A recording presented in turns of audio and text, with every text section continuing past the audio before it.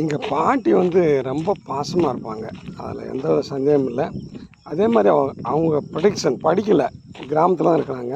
ஆனால் அந்த இருக்கிற கிராமத்து மக்கள் அவங்க ப்ரெடிக்ட் பண்ணது கரெக்டாக இருக்கும். அவங்க இப்படி தான், இவங்க இப்படி தான் அப்படின்ட்டு.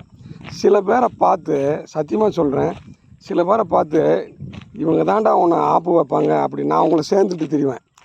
அவங்க தான் உன்னை வந்து ஆப்பு வைப்பாங்க அப்படின்னு சொன்ன ஆட்கள் கரெக்டாக ஆப்பு வச்சிட்டாங்க. அதில் எந்த வித சந்தேகமும் இல்லை. அவங்க அந்தளவுக்கு நல்ல க்ளோஸ் அப்சர்வேஷன் இருக்கும். என்னென்னா பாசம் வந்து அளவில்லாமல் காட்டுவாங்க. அதுதான் சில நேரத்தில் நமக்கு நியூசன்ஸாக இருக்கும். நான் ஸ்கூல் முடிச்சுட்டு கல்லூரி போகிறபோது நான் எம்ஃபில் படிச்சுட்டு நான் வந்து லா காலேஜ் மதுரையில் படிக்கிற வரைக்கும் அவங்க இருந்தாங்க. அது வரைக்கும் நான் வீட்டுக்கு வந்தேன்னாக்கா நல்லா கவனிச்சுவாங்க. நான் எவ்வளவோ திட்டுவேன். யாராவது எதாவது சாப்பிட கொடுத்தா கூட அதை வந்து அவங்க சாப்பிட மாட்டாங்க, எதையுமே பிரியப்பட்டு சாப்பிட மாட்டாங்க. ஆனால் எனக்கு வச்சுருப்பாங்க, எனக்குன்னு ஒழிச்சு வச்சுருப்பாங்க.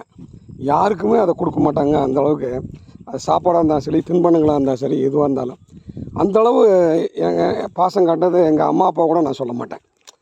அவ்வளவு பாட்டி வந்து அது அது எக்ஸ்ட்ரீம். அதுதான் நமக்கு அப்போ அந்த டீனேஜில் இருந்துக்கிட்டு கல்லூரியெல்லாம் போகிறப்ப அது பெரிய இதுவாக இருக்கும். பாட்டி வந்தாலே எனக்கு கோவப்படுவேன். ஆனால் இப்போல்லாம் வந்து எனக்கு அதை நினைக்கிறப்போ பாட்டியார் அப்படிலாம் நம்ம செஞ்சிடக்கூடாது. உண்மையான அன்புடையவர்களை நம்ம வந்து அவமானப்படுத்திட்டோமே அப்படின்னு நினைப்பேன். பாட்டி அப்படி இருப்பாங்க. நான் பாட்டி பாட்டுக்கு என்ன பண்ணிட்டாங்கன்னாக்கா, அவங்க கொஞ்சம் சிறுவாடு கிராமத்தில் இருக்கும், சிறுவாடு துட்டுன்ட்டு.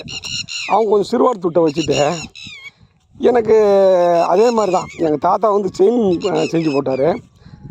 பாட்டி வந்து என்ன பண்ணிட்டாங்கன்னாக்கா, இது நான் கல்லூரி போகிறப்போ என்ன பண்ணாங்கன்னா ஒரு மோதிரம் செஞ்சு போட்டாங்க. அந்த மோதிரத்தை அவங்களோட நினைவாக இருக்கணும்னு சொல்லிவிட்டு பாருங்கள், தன்னுடைய பையனுக்கோ தன்னுடைய மருமகளுக்கோ மற்ற பேரமார்கள்லாம் இருக்கிறாங்க, அவங்களுக்கெல்லாம் பண்ணாமல் எனக்கு பண்ணி போடுறாங்க. அப்போ எந்தளவுக்கு பாசமாக இருப்பாங்கன்னு பாருங்கள்.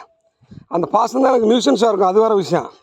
அப்படி பண்ணி போட்டுட்டு நான் வந்து அப்போ பிஹெச்டி பண்ணிக்கிட்டு இங்கே இருக்கேன். என் கூட ரூம்மேட் ஒருத்தர் இருந்தார். அவர் வந்து ஜூனியர் இன்ஜினியராக இருந்தார் எலக்ட்ரிக் இதில்.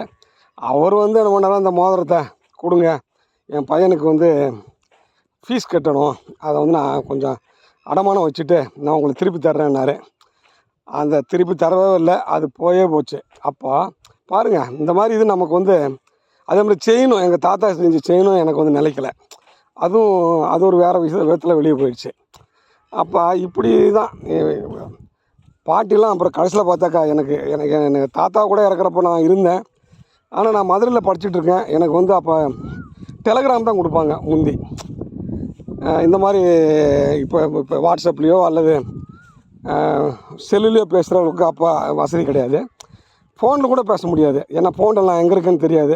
நான் பசங்களோட சேர்ந்து தங்கியிருந்தேன், அங்கெல்லாம் ஃபோன்லாம் கிடையாது, லேண்ட்லைன் கிடையாது. அப்போ எனக்கு டெலகிராம் கொடுத்துருக்காங்க. டெலகிராம் வந்து எனக்கு மறுநாள் தான் ரீச் ஆகுது. அப்போ நான் வர்றப்போ அவங்க முகத்தை பார்க்க முடியல. அந்த குற்ற உணர்வு எப்பயுமே இருக்குது நமக்கு. பாட்டியை நம்ம முகத்தை கூட பார்க்கல அப்படின்னு சொல்லிட்டு. அதனால் சில இதை வந்து நம்ம தவிர்க்க முடியாது. சில குற்ற உணர்வுகள் நம்ம இருந்துக்கிட்டே தான் இருக்குது.